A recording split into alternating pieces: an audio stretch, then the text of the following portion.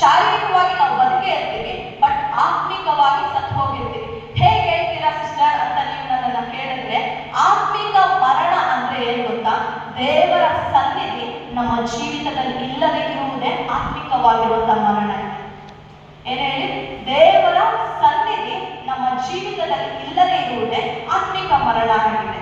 ಹೇಗೆ ನೀವು ಆತ್ಮಿಕವಾಗಿ ಮರಣವನ್ನ ಹೊಂದಿದ್ದೀರಿ, ನಾವು ಹೇಗೆ ಆತ್ಮಿಕವಾಗಿ ಮರಣವನ್ನ ಹೊಂದಿದ್ದೀವಿ ಎಂಬುದಾಗಿ ನಮ್ಮ ಹೃದಯಗಳನ್ನ ಪರೀಕ್ಷಿಸಿ ನೋಡುವುದಾದ್ರೆ, ಆತನ ನೋಡಿ, ಮಹಾದೇವರ ಮತ್ತು ನಮ್ಮ ರಕ್ಷಕನಾದ ಯೇಸು ಕ್ರಿಸ್ತನ ಪ್ರಭಾವದ ಪ್ರತ್ಯಕ್ಷತೆಯನ್ನ ಎದುರು ನೋಡುವವರು ಏನ್ ಮಾಡ್ತಾರಂದ್ರೆ, ಆತನ ಪ್ರತ್ಯಕ್ಷತೆಯನ್ನ ಎದುರು ನೋಡುವಂತವ್ರು ಏನ್ ಮಾಡ್ತಾರಂದ್ರೆ, ಎಲ್ಲಾ ಸಮಯದಲ್ಲಿ ದೇವರ ರಾಜ್ಯಕ್ಕಾಗಿ, ನೀತಿಗಾಗಿ ತವಕ ಪಡ್ತಾರೆ.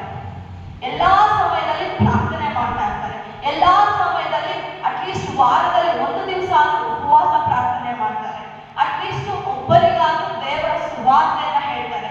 ಈ ದಿನ ನಮಗೆ ಯಾರೋ ಒಬ್ಬರ ಮೂಲಕ ಸುವಾರ್ತೆ ಹೇಳಲ್ಪಟ್ಟಿರುವುದರಿಂದಲೇ ಅಟ್ಲೀಸ್ಟ್ ನಮ್ಮ ಜನರೇಷನ್ ಇಲ್ಲಾಂದ್ರೆ ನಮ್ಮ ತಾತ ಮುತ್ತಾದ ಕಾಲದವ್ರಿಗಾದ್ರೂ ಒಬ್ಬರ ಮೂಲಕ ಸುವಾರ್ತೆ ಹೇಳಲ್ಪಟ್ಟಿರುವುದರಿಂದಲೇ, ಅವರು ಕೇಳಿರುವುದರಿಂದಲೇ ಇಂದು ನಾವು ದೇವರ ಆಲಯದಲ್ಲಿದ್ದೇವೆ.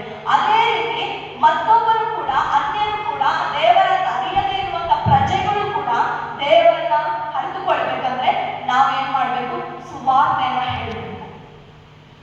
ದೇವರ ಪ್ರತ್ಯಕ್ಷತೆಯನ್ನ ಎದುರು ನೋಡುವಂತವ್ರು ಹೇಗಿರ್ತಾರೆ?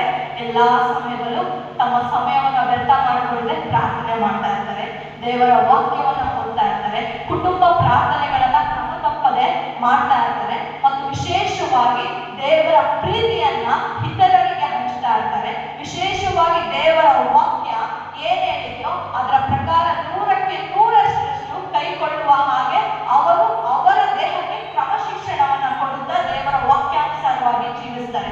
ಇವರು ಯಾರು? ದೇವರ ಪ್ರತ್ಯಕ್ಷತೆಯನ್ನ ಎದುರು ನೋಡುತ್ತಾ ಇರುವಂತವರು. ದೇವರ ಪ್ರತ್ಯಕ್ಷತೆಯು ಬಂದ ದಿನದಲ್ಲಿ ಇವರೆಲ್ಲರೂ ಏನಾಗ್ತಾರೆ ಗೊತ್ತಾ? ದೇವರೊಟ್ಟಿಗೆ ಎಬ್ಬಿಸಲ್ಪಡ್ತಾರೆ. ಒಂದು ವೇಳೆ ದೇವರ ಪ್ರತ್ಯಕ್ಷತೆಯನ್ನ ಎದುರು ನೋಡದೆ ದೇವರ ವಾಕ್ಯಕ್ಕೆ ವಿರೋಧವಾಗಿ ದೇವರು ಕೊಟ್ಟಿರುವಂತಹ ಸಮಯವನ್ನ ವ್ಯರ್ಥವಾಗಿ ಕಳೆದುಕೊಳ್ಳುವಂತವ್ರು ಏನ್ ಮಾಡ್ತಾರೆ ಗೊತ್ತಾ? ಯಾವಾಗಲೂ ಹರಟೆ ಮಾಡುವುದು, ಇಲ್ಲಾಂದ್ರೆ ಟಿವಿ ಸೀರಿಯಲ್ಸ್, ಇಲ್ಲಾಂದ್ರೆ ಈ ಲೋಕದ ನಮ್ಮ ದೇಹಗಳ ಆಶೆಗಳನ್ನ ಪೂರೈಸುವುದಕ್ಕಾಗಿ ಯಾವುದೋ ಒಂದು ಕೆಲಸ. ದೇವರಿಗಿಂತ ಯಾವುದನ್ನ ನಾವು ಹೆಚ್ಚಾಗಿ ಪ್ರೀತಿ ಮಾಡ್ತೀವೋ, ಅನೇಕರು ವಿಗ್ರಹಾರಾಧನೆ ಅಂದ್ರೆ ಅದು ಒಂದು ರೀತಿಯ ವಿಗ್ರಹಾರಾಧನೆ, ಬಟ್ ಕ್ರೈಸ್ತರು ಒಂದು ವಿಗ್ರಹಾರಾಧನೆ ಮಾಡ್ತಾರೆ. ಅದು ಏನಂತಂದ್ರೆ, ಯಾವುದನ್ನಾದ್ರೆ ನಾವು ಯೇಸು ಸ್ವಾಮಿಗಿಂತ ಹೆಚ್ಚಾಗಿ ಪ್ರೀತಿ ಮಾಡ್ತೀವೋ ಅದು ಒಂದು ವಿಗ್ರಹ ಆಗಿದೆ. ಯಾವುದನ್ನಾದ್ರೆ ನಾವು ಯೇಸು ಸ್ವಾಮಿ ಹೇಳಿರುವಂತಹ ವಾಕ್ಯದಲ್ಲಿ ಹೇಳಲ್ಪಟ್ಟಿರುವಂತಹ ಈ ಮಾತುಗಳಿಗೆ ಕೈಕೊಂಡು ನಡೆಯುವುದಕ್ಕಿಂತ ಯಾವುದಾದ್ರೆ ನಮ್ಮ ಸ್ವ ಇಚ್ಛೆಗೋಸ್ಕರ ನಾವು ಅದಕ್ಕಾಗಿ ಹೋರಾಡ್ತಾ ಇರ್ತೀವೋ, ಅದನ್ನ ಪ್ರೀತಿ ಮಾಡಿ ಅದರಿಂದ ಹೋಗ್ತಾ ಇರ್ತೀವೋ, ಅದೇ ನಮ್ಮ ವಿಗ್ರಹಾರಾಧನೆ ಆಗಿರ್ತದೆ. ಪ್ರಿಯ ದೇವರ ಮಕ್ಕಳೇ, ಈ ದಿನ ದೇವರು ನಮ್ಮನ್ನ ಎಚ್ಚರಿಸ್ತಾ ಇದ್ದಾನೆ. ಹೇಗೆ ಎಚ್ಚರಿಸ್ತಾ ಇದ್ದಾನೆ ಅಂದ್ರೆ, ಪ್ರೀತಿಯಿಂದ. ಪ್ರಿಯ ದೇವರ ಮಕ್ಕಳೇ, ಪ್ರಿಯ ತಾಯಂದ್ರೆ, ನಿಮ್ಮ ಆತ್ಮಗಳು ನಶಿಸಿ ಹೋಗುವುದು ದೇವರಿಗೆ ಕೊಂಚವಾದರೂ ಇಷ್ಟ ಇಲ್ಲ. ಆದ್ರಿಂದ ದೇವರು ಹೇಳ್ತಾ ಇದ್ದಾನೆ, ನೀವು ಆತ್ಮೀಕವಾಗಿ ನೂತನ ಬಲವನ್ನ ಹೊಂದಿಕೊಳ್ಳಬೇಕು. ಆತ್ಮೀಕವಾಗಿರುವಂತಹ ಮರಣದಿಂದ ಮತ್ತೆ ನಾವು ಏನಾಗಬೇಕು? ಜೀವಿಸಬೇಕು. ಅನೇಕರು ಈ ವಿಶೇಷವಾಗಿ ಅನ್ಯರಿಗಿಂತ ಹೆಚ್ಚಾಗಿ ಕ್ರೈಸ್ತರಲ್ಲೇ ಆತ್ಮಿಕ ಮರಣವು ಹೆಚ್ಚಾಗ್ತಾ ಹೋಗ್ತಾ ಇದೆ. ಆದ್ರಿಂದಲೇ ಅರಿವಾಗ್ತಾ ಇಲ್ಲ. ಯಾಕಂದ್ರೆ ದೇವರು ಕೊಟ್ಟಿರುವಂತಹ ಸಮಯ ಪ್ರತಿಯೊಬ್ಬೊಬ್ಬರ ಮೇಲೆ ಇದು ಕೇವಲ ಸೇವಕರಿಗೆ ಬರೆಯಲ್ಪಟ್ಟದ್ದಲ್ಲ, ಇದು ದೇವರನ್ನ ಅನುಸರಿಸುವಂತ ಎಲ್ಲರಿಗೂ ಬರೆಯಲ್ಪಟ್ಟದ್ದು. ಈ ವಾಕ್ಯದಲ್ಲಿ ಏನೇನಾದ್ರೆ ದೇವರು ಬರೆದಿದ್ದಾನೋ ಆ ವಾಕ್ಯವನ್ನ ಪ್ರತಿಯೊಬ್ಬೊಬ್ಬರು ಕೈಗೊಂಡು ಜೀವಿಸಬೇಕು. ನಿಜವಾಗಲೂ ಇಂದು ದೇವರ ಸಭೆಗೆ ಎಚ್ಚರಿಸುತ್ತಿರುವಂತಹ ಮಾತು, ನೀವು ಮರಳಿ ನನ್ನ ಕಡೆಗೆ ತಿರುಗಿರಿ. ಇಗೋ, ನಾನು ನಿಮ್ಮ ಜೀವಿತದಲ್ಲಿ ಆತನೊಟ್ಟಿಗೆ, ಆತನ ಬರೋಣದಲ್ಲಿ ನಾವೆಲ್ಲರೂ ಯೇಸು ಕ್ರಿಸ್ತನೊಟ್ಟಿಗೆ ಎಬ್ಬಿಸಲ್ಪಡುವುದಕ್ಕಾಗಿ. ಈ ಆತ್ಮಿಕ ಮರಣ ಹೇಗೆ ನಮ್ಮ ಜೀವಿತದಲ್ಲಿ ಸಂಭವಿಸುತ್ತಂದ್ರೆ, ದೇವರ ಸನ್ನಿಧಿ ನಮ್ಮಲ್ಲಿರುವುದಾದ್ರೆ ಯಾವಾಗಲೂ ಕೇಳ್ತಾ ಇರ್ತಿದ್ದೇವೆ. ಉದಯ ಕಾಲದಲ್ಲಿ ಎದ್ದ ತಕ್ಷಣ, ದೇವರೇ ಈ ದಿನವನ್ನು ನನಗೆ ಕೊಟ್ಟಿರುವುದಕ್ಕಾಗಿ ಸ್ತೋತ್ರಪ್ಪ. ಈ ದಿನದಲ್ಲಿ ನೀನು ನನ್ನಲ್ಲಿ ಏನು ಆಸೆ ಪಡ್ತಾ ಇದೆಯೋ ಅದನ್ನ ನೆರವೇರಿಸಿಕೋಪ್ಪ ಅಂತ ನಾವು ಪ್ರಾರ್ಥನೆ ಮಾಡ್ತೀವಿ. ಈ ಪ್ರಾರ್ಥನೆ ನಮ್ಮ ಜೀವಿತದಲ್ಲಿ ಯಾವಾಗಾದ್ರೂ ಇರುತ್ತೋ ದೇವರ ಜೀವ, ದೇವರ ಸನ್ನಿಧಿ ನಮ್ಮಲ್ಲಿರುತ್ತೆ.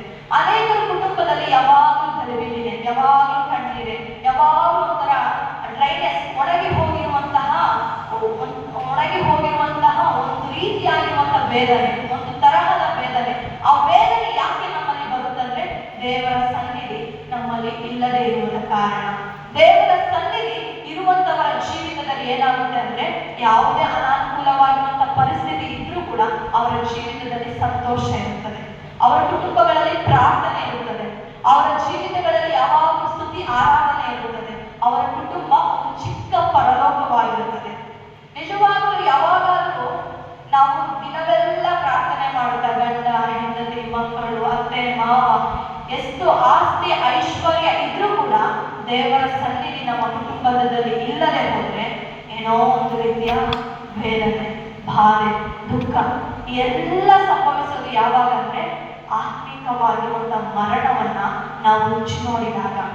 ನಾವು ಹೀಗೆ ಶಾರೀರಿಕವಾಗಿರ್ತೇವೆ, ಆದ್ರೆ ಆತ್ಮದಲ್ಲಿ ಈ ದೇವರ ಆತ್ಮ ನಮ್ಮ ಆತ್ಮದಲ್ಲಿ ನಿವಾಸ ಆಗಿರ್ತಾನೆ.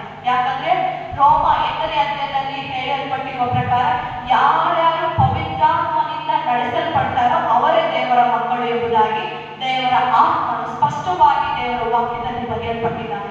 ಅಂದ್ರೆ ದೇವರ ಆತ್ಮ ನಮ್ಮ ಆತ್ಮದಲ್ಲಿ ನಿವಾಸ ಮಾಡಿದ್ದಾನೆ.